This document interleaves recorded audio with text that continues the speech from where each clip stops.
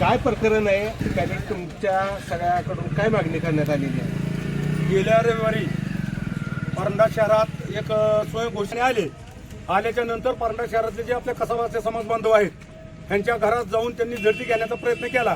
त्यांच्या बाया माणसाला दमदाटी करून धमक्या देऊन त्यांना विचारण्यात आलं की तुमच्या घरात जनावरचं मांस आहे का, असं तसं म्हणून त्यांच्या संग शिवीगाळ केली।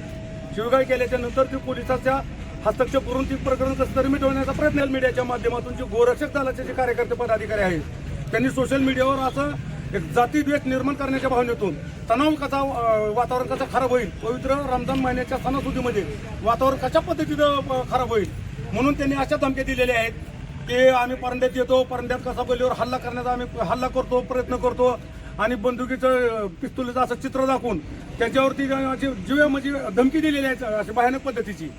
तर मला ह्या माध्यमातून त्या गोरक्षकांना असं सांगायचं आहे की आमचं गाव गुन्ह्या गोविंदाने या ठिकाणी नांदत आहे।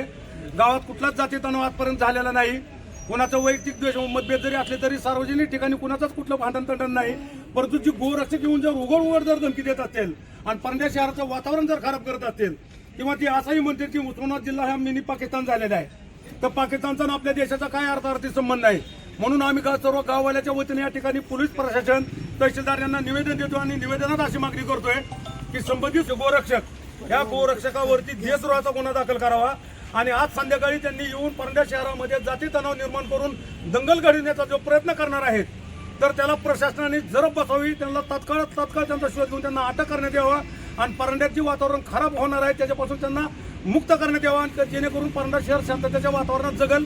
कारण रोजाचा महिना असल्यामुळे सगळी लोक परेशान आहेत एकदा सणासुदीच्या राहण्यात आणि ही बाहेरचे लोक येऊन जर असा विध्वंस करते घडतं तर ह्या घटनेचा आम्ही जाहीरपणे निषेध करत आहोत आणि प्रशासनाला विनंती करतो की त्यांच्यावर लवकरात लवकर तात्काळ कारवाई करावी आणि देशद्रोहाचा त्यांच्यावर गुन्हा दाखल करावा अशी या ठिकाणी विनंती करतो। जय भीम।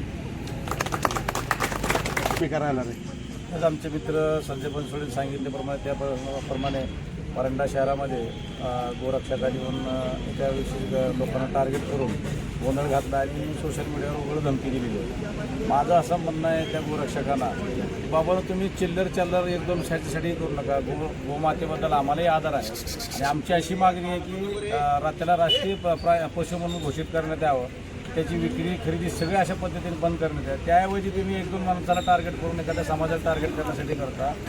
नरेंद्र मोदीचं सरकार आहे, हिंदुत्वाचं सरकार आहे, महाराष्ट्राचं सरकार आहे, हिंदुत्वाचं सरकार आहे आणि देश हा जो बीफ निर्यातमध्ये पूर्वी 9व्या नंबरवर होता, गेल्या 14 पासून आज देश हा दोन नंबरला आलेला आहे आणि जे बीफचे कत्तल कारखाने मोठे यूपीमध्ये योगी आदित्यनाथ त्यांच्या नेतृत्वाखाली माझी गोरक्षकांना विनंती की तुमच्यात जर धमक असेल आणि सगळे हे बीफचे कारखाने सर्व हिंदूचे एक बी मुसलमानचे नाहीत त्याच्यामध्ये जर बघितले आणि ते सर्व त्यांना BJP RSSना सगळा चंदा देतात आणि गोरक्षकवाले फक्त धमक्या देण्याचं काम ह्याच्यासाठी करतात की ह्यांना हप्ते ह्यांच्याकडून देण्यात यावं किंवा अशा पद्धतीने खंडणी वसुली करण्याचं काम करतात आणि ह्या पद्धतीने ज्यांनी जी उघड धमकी दिलेली आहे आम्ही त्याचा निषेध करतो आणि प्रशासनाला अशी विनंती करतो की त्यांनी त्यांच्यावर कडक कारवाई गुंडा ॲक्टप्रमाणे करावी आणि परंड्याचं शहरचं वातावरण जे आहे ते विदूषित होऊ देऊ नये आणि असं जर काय झालं असेल एकदम त्यांच्यावर कडक कारवाई करण्याची अशी आमची मागणी आम्ही आज केली तक्रार दिली होती। त्यावेळेस त्यांनी काय केलं त्या बाबतीत आम्हाला पूर्ण माहिती नाही, तर निश्चितपणे सांगतो की कायदा कुणाला हातात घ्यायचा अधिकार नाही। जर समजा तिथं गोमांसाची विक्री होत असेल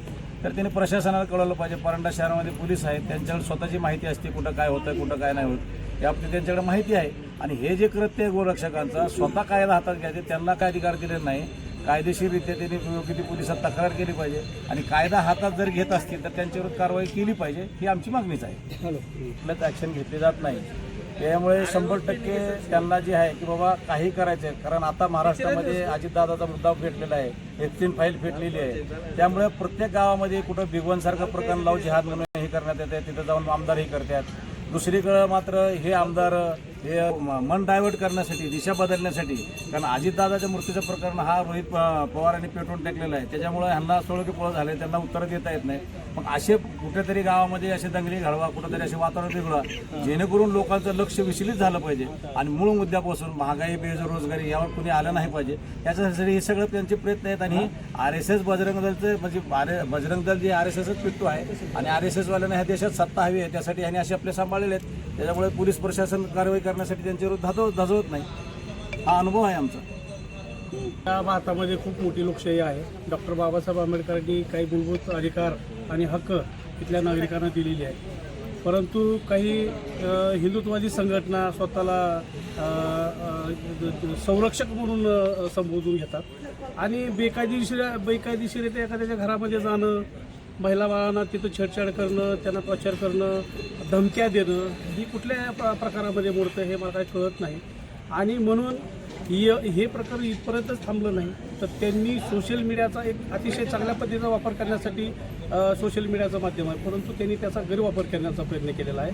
सोशल मीडियाच्या माध्यमातून त्यांनी बंदुकी दाखवलेल्या आहेत, धमक्या त्या सोशल मीडियाच्या माध्यमातून दिलेल्या आहेत की आम्ही अशा पद्धतीनं असं येणार आहोत, अमक्या त्या म्हणजे वेळ, काळ, स्थळ सगळं त्यांनी सांगितलेलं आहे. आणि माझं या ठिकाणी प्रशासनाला विनंती आहे की परंडा शहर अतिशय शांततामय वातावरणामध्ये जगणारी माणसं आहेत, समाज सर्व जाती धर्माची एकत्रित नांदणारी आहेत. या ठिकाणी आज पवित्र महिना रमजानचा चालू आहे. या ठिकाणी मुस्लिम बांधवांना रमजानमध्ये उपवास आहे आणि या उपवासाच्या महिन्यामध्ये या अशा पद्धतीचं बेकायदेशीर कृत्य या गोरक्षकांना केलेलं आहे. तर मी त्या गोष्टीचा या ठिकाणी धिक्कार करतो, निषेध करतो आणि मी पोलीस प्रशासनाला एक विनंती करतो की हे जे कृत्य आहे हे आपल्या समोर आहे, आपण सर्वजण हे पाहतोय, तर या ठिकाणी आपल्याला त्यांच्याबरोबर कडक कारवाई केली पाहिजे आणि परंडा शहर शांतता ठेवण्यासाठी आपण प्रयत्न केले पाहिजे.